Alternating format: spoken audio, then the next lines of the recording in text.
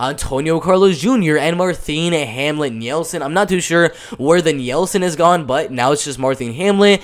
This one is in the light heavyweight division for $1 million. And Marthin Hamlet, does he really deserve to be in this position to be facing for $1 million? Not necessarily. I mean, he lost to Corey Hendrickson by rear naked. Then he goes to the semifinals, beats Cesar Vejeda due to a ham injury, literally like 15 seconds in the very first round. Yeah, he beat Dan Spawn. That's about it. That is the only legitimate win he's got in this whole entire year.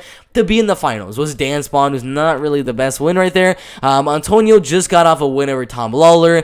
Probably would have gotten the win on Vinny Magalhães if not for the groin strike. And then he ended up beating Emiliano Sordi in the semifinals, I believe. But now he's gonna fight Marthin Hamlet, who's coming off a win. I'm just going to say that. I'm going to keep on saying it. It's not really a win because he literally just got a hamstring injury literally like 15 seconds into that very first round.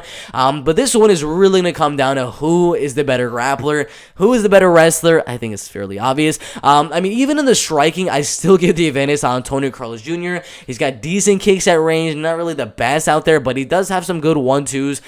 Was able to kind of keep range very well on Emiliano Sordi, and as Emiliano was putting on the pressure in the striking, he level changed, get the takedown, and win the fight that way. So even if Marthin is able to land any boxing combinations, any striking attempts or anything like that, either way, he's going to put on too much pressure in those striking attempts, and he's going to end up getting taken down and being on the ground. So I think this fight's a very simple prediction. I don't think Marthin Hamlet really deserves to be in the PFL finals right here. I think Antonio's the better striker. You'll outstrike him on the feet by a very, very small margin. Probably win the fight by a 29-28 decision if it stays in the feet for 3 straight rounds. But we already know Antonio's going to be out there getting a couple of takedowns here and there.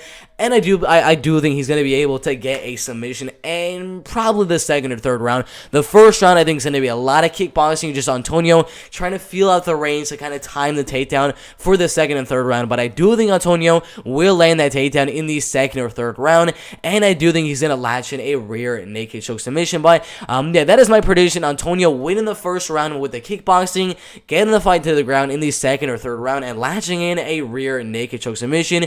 Antonio Carlos Jr. by submission in the second or third round. Really good fight in the light heavyweight division.